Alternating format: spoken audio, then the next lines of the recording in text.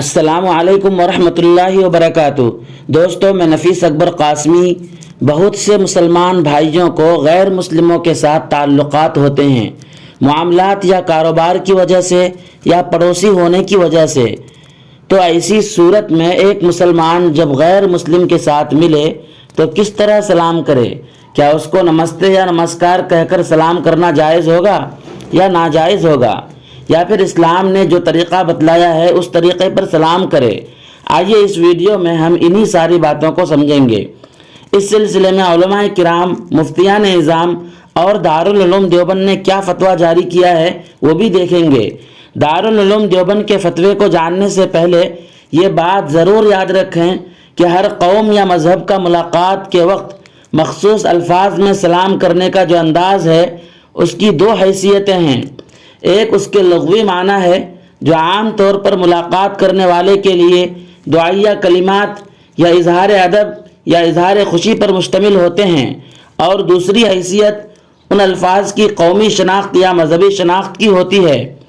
غیر مسلم سمیت کسی مسلمان سے ملتے وقت سلام مسنون کے علاوہ ایسے الفاظ استعمال کرنے کی گنجائش ہے جو لغوی طور پر صحیح ہوں، یعنی ان کا معنی درست ہو اور ان میں غیر شرعی بات نہ ہو، مثلا کفر پر رضامندی یا کوئی شرکیہ کلمہ وغیرہ، لیکن شرط یہ ہے کہ وہ الفاظ کسی غیر قوم یا مذہب کی شناخت یا ان کی مخصوص روایات و تہذیب کا حصہ نہ ہو۔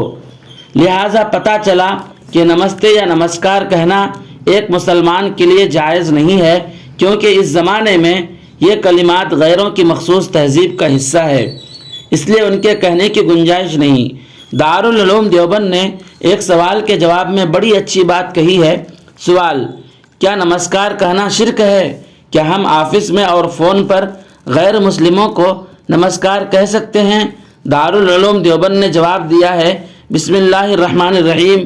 نمسکار سنسکرت زبان کا لفظ ہے، اس کے اندر عبادت و بندگی کا معنی پایا جاتا ہے، اس لیے اس کا استعمال کسی انسان کی تعظیم کے لیے کرنا معنوی طور پر اسلام کے عقیدہ توحید کے خلاف ہے، اس لیے مسلمان ہرگز اسے استعمال نہ کرے۔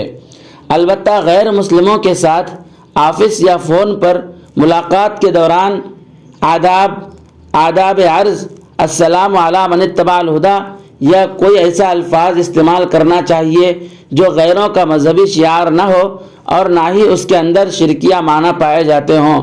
واللہ تعالی عالم۔ دارالافتاء دارالعلوم دیوبند۔